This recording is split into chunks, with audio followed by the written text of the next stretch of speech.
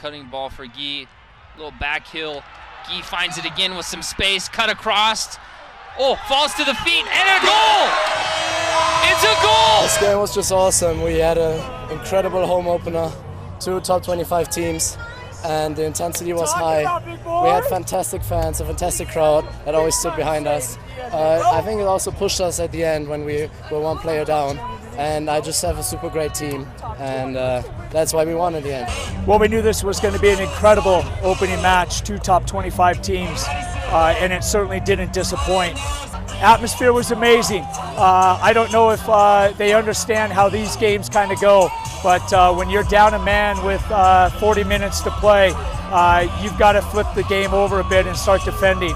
So our guys today were resilient. They had to stay compact and disciplined. When we got a ball forward, we didn't chase it down. We just collectively moved together. So it was amazing effort, and the 12th Wolverines gave us that extra player we needed at the end of that game for sure.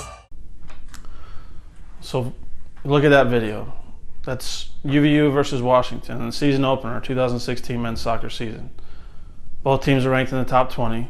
First time ever at UVU that there have been 2 nationally ranked teams playing against each other in any sport on this campus. But yet 2 of the major news outlets in the state of Utah, Deseret News, and especially the one in Utah County, the Daily Herald, there was no reporter to be seen from either media outlet. Why not? There's no football in session, so BYU's not playing, Utah's not playing, so they could have had somebody here. But yet the Daily Herald will send 2 writers to every BYU road football game. Deseret News has a beat writer for almost every university in the state except for UVU. Is there a bias there? You look at the Daily Herald website, and when you go to the sports page, there's a link for a section called Cougar Blue, which takes you specifically to a website called cougarblue.com. Even when you see their print versions, there's something specific about cougarblue.com that focuses mostly on BYU athletics. But yet there's nothing for UVU. UVU takes a back seat to BYU and Prep Sports for the Daily Herald. Why is that? It's a major university, NCAA Division I athletics, but there's no coverage. Deseret News, instead of actually hiring a beat writer to write news stories about the university's athletic program, they allowed the SIDs, the sports information directors in the UVU athletic department, to publish articles on their website and then promote them as news stories. Is that ethical? Perhaps, perhaps not. But why don't they hire someone to cover those teams? But yet they have 2 or 3 beat writers for University of Utah. They have at least 4 that cover BYU.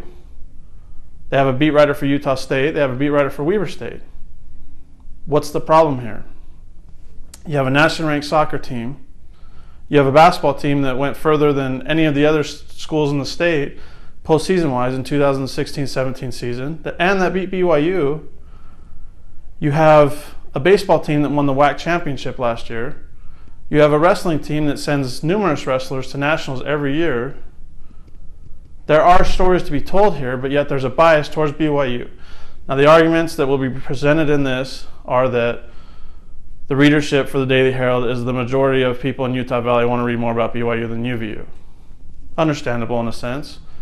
But could there be more credibility gained, more readership, more subscriptions gained if they're also covering a school in UVU where there's people that want to learn more about their teams, more about their players, so they understand what this program is all about?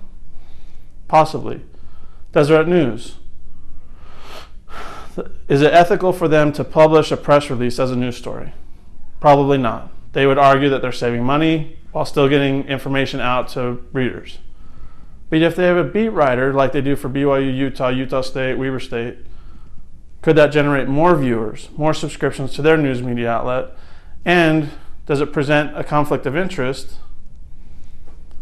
within their organization that they're only publishing the positive stories because they're press releases? This will all be presented in our presentation as we go through and talk about the macro and micro issues, and it will be discussed as we continue through this. We believe that there is a great deal of bias at the Daily Herald due to the Cougar Blue website that focuses specifically on BYU athletics. There is not a website for UVU or any other college in the state of Utah on the Daily Herald website.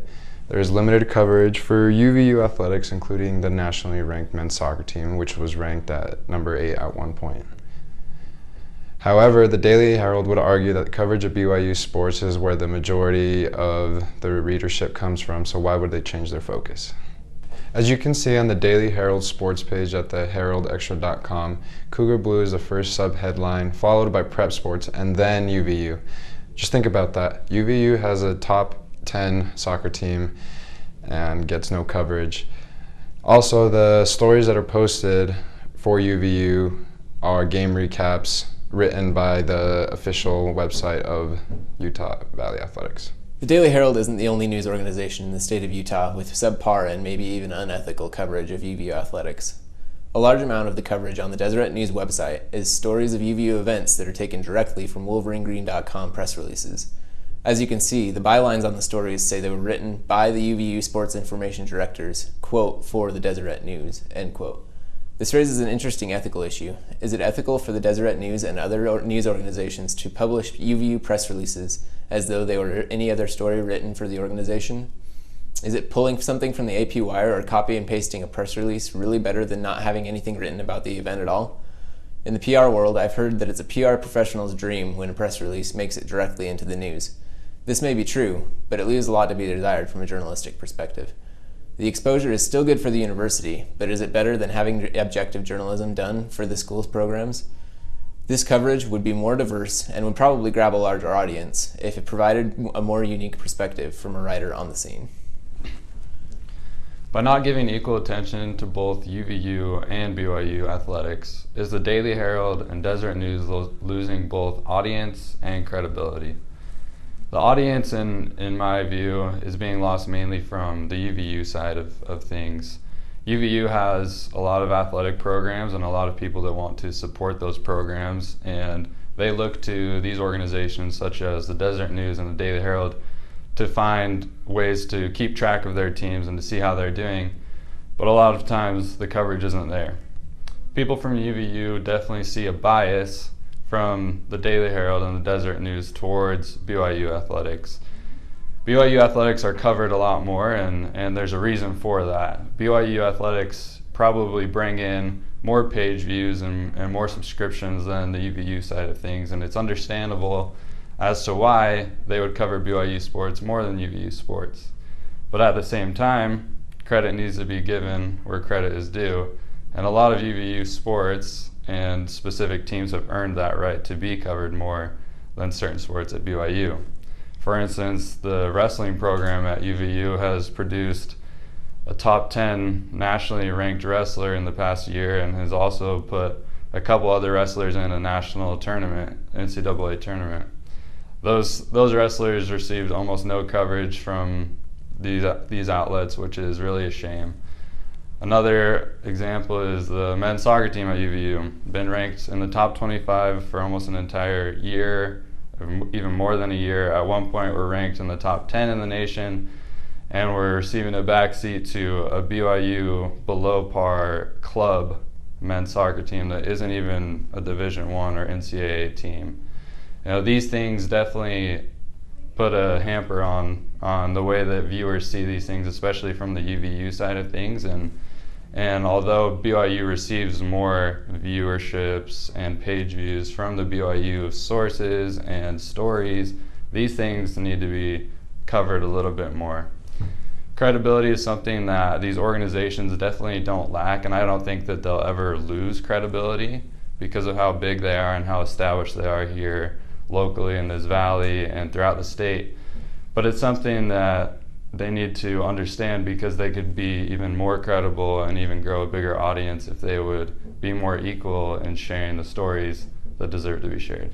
Who gives the best coverage for UVU men's soccer? Kyle McDonald, KSL baby. In conclusion, UVU athletics needs more coverage, period. Like for men's soccer is a nationally ranked program, and also other athletic teams in the UVU deserve more recognition. In addition to needing more coverage, the coverage that is out there about UVU programs from the local news organizations needs to be better. Is there a problem with publishing these press releases as news stories? I think there is. They only cover the positive things. There's no ethical reporting. These are PR people that are writing these things. And objective ethical journalism would be better suited for some of these events that are going on around campus, as well as covering the teams that are playing here.